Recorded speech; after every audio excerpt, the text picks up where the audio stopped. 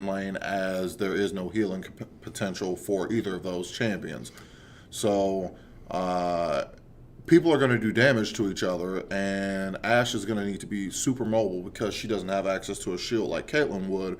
But at the same time, there's also going to be a strong desire to want to stay out of both of those guys' range and still farm in a safe and effective manner.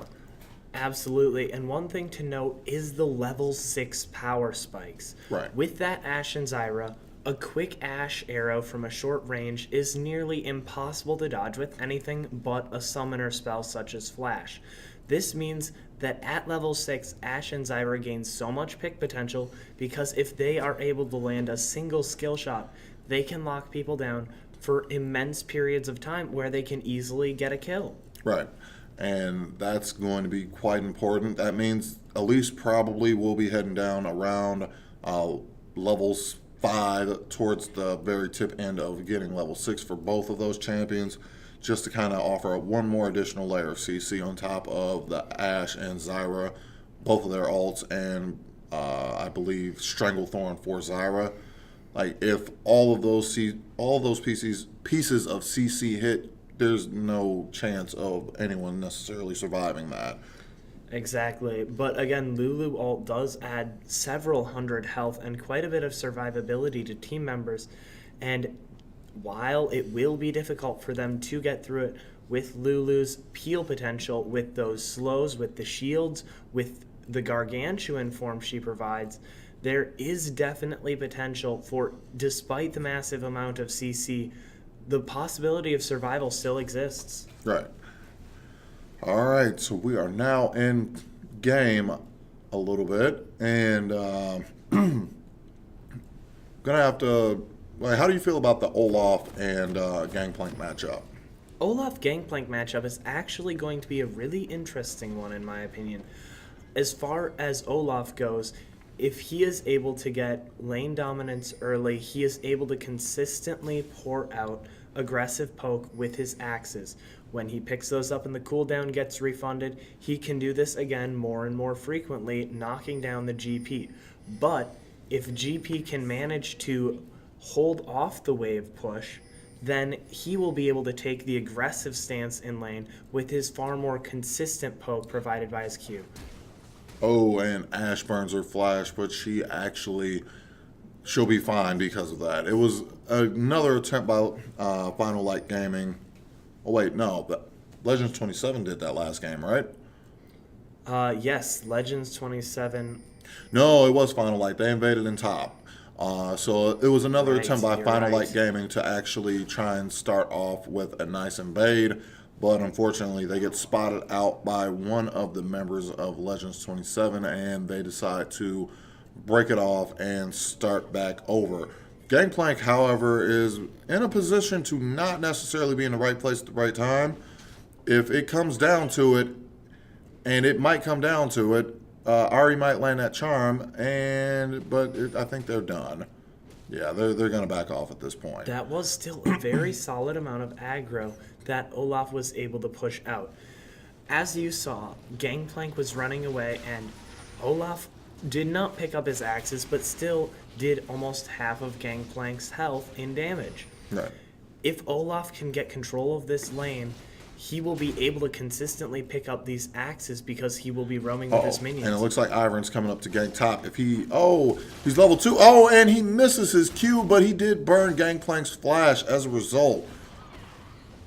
So now we got some combat in mid. Syndra's going in on Ari as much as she possibly can, but it's not looking so hot for her right now. Both of them are really low. One ability, chances are, will kill either of them, so they need to either back off or kind of take a second to farm up some minions and get some of that health back. Syndra ended up burning both of her summoners that fight, whereas Ari has both of hers, giving her that lane pressure that she'll be able to utilize when she gets her full combo, and most importantly, the charm ability in order to make it so her opponents are forced to walk towards her. Right. Controlling the enemy's movement is so immensely Looks powerful. like we got a gank in mid now. I don't know if we're necessarily going to see a kill here, but it looks like Syndra went ahead and got first blood, and Elise follows up with the Ahri takedown as well. It looks like Final Light are coming back strong, and they are currently on the board with 2 kills. Yeah, the Legends are doing a really good job this game, turning around from last game. They may have lost last game in a very difficult manner, but they are showing that they're not letting this affect them. And they are focusing their teamwork and out-rotating with that Elise counter gank. Ivern is the king of counter ganks, but his beginning of the gank, when a fight is not already underway due to his slower CC, makes it relatively hard for him to be as effective. Meanwhile, that Elise was able to actually pull off the counter gank and attack the unexpected Ahri, finishing her off.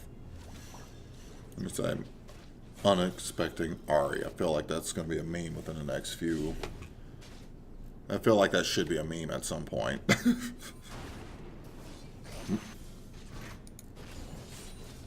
All right, so looking at this game going so far, it looks like Elise is coming up to try and gank Olaf, but Olaf is going to try and take down Gangplank. Unfortunately, it's not enough, and Elise goes ahead, lands Cocoon, and gets that kill.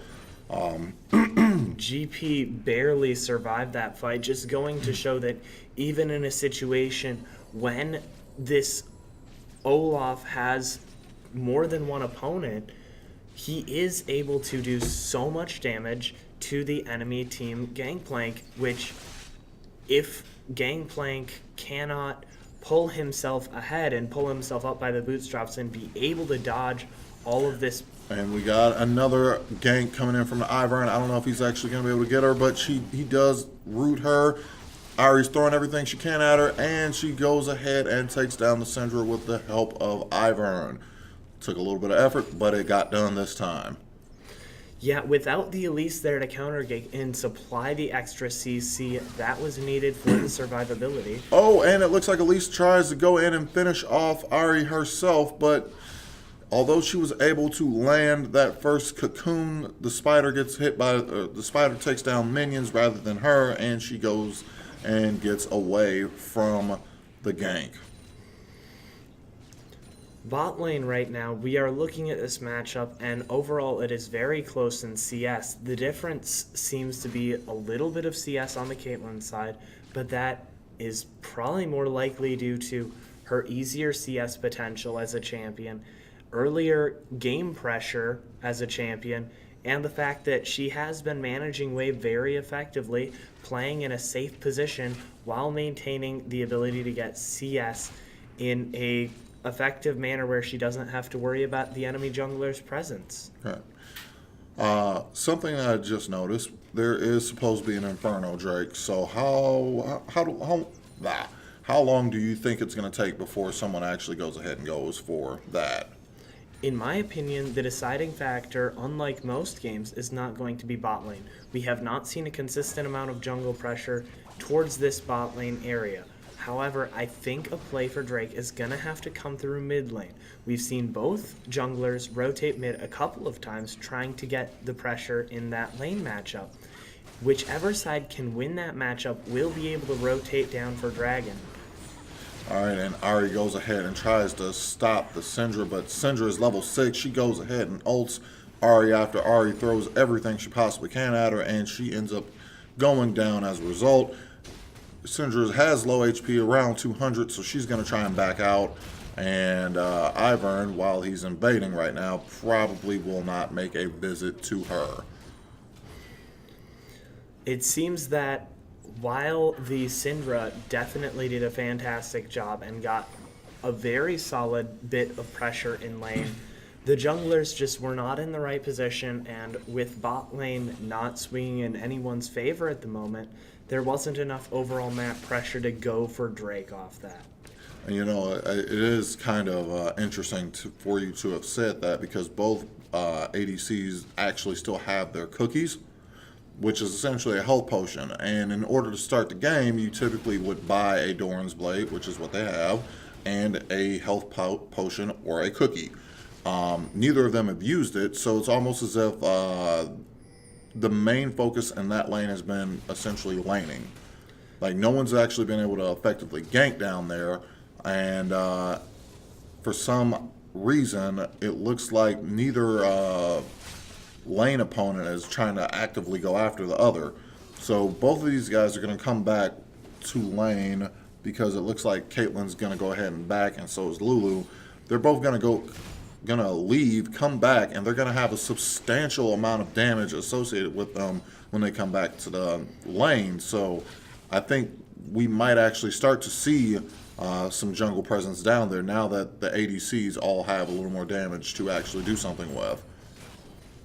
I completely agree with that. We noticed that the CS numbers for bot lane are very, very close to each other. This has been so passive right now, with just CS being the focus for both teams.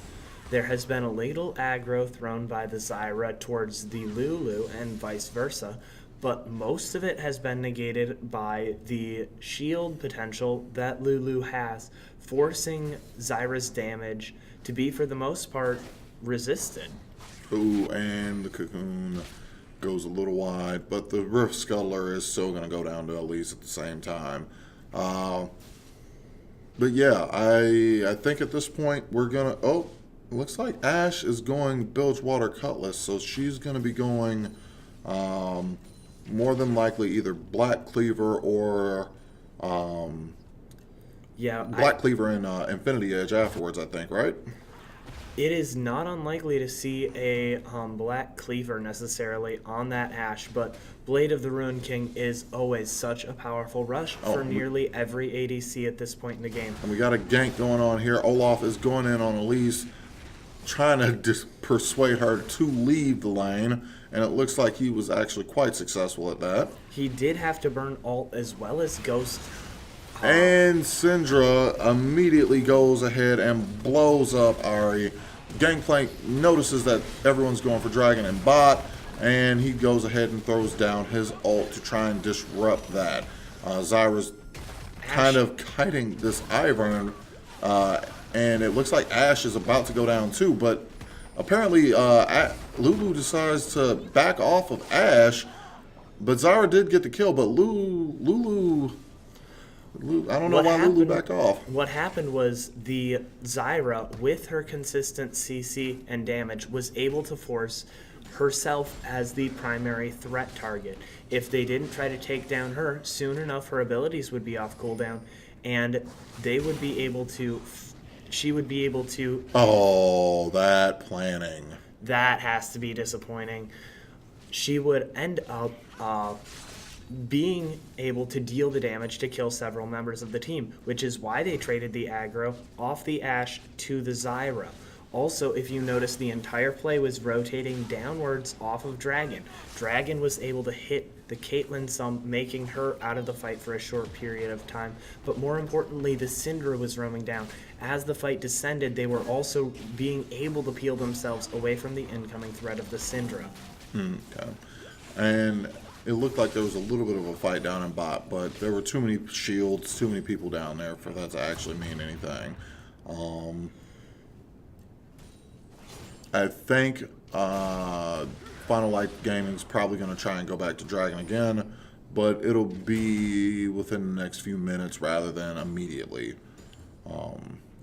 Quite a bit of damage went down from that last team fight, and quite a bit of pain was inflicted.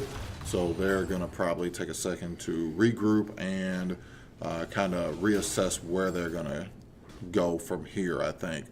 Speaking of reassessing where they're going to go, we are definitely starting to see the formations of a lead by the Legends 27. As with their Elise, they have been able to just carve out a few advantages through the lanes, and then once the Syndra hit her level 6 power spike, she has been able to outplay this Ahri, and has done it to great effect, using that immensely potent single target burst damage in her ultimate to kill the Ahri when she has over half of her health remaining. Mm-hmm. And it looks like they're doing a little ward cleanup in Dragon Pit as well, kind of to help out with the idea that they're planning on going for that dragon within the next few minutes. Ivern does his thing. And it looks like now Zyra's doing her thing to try and stop that Vision Ward from doing its thing.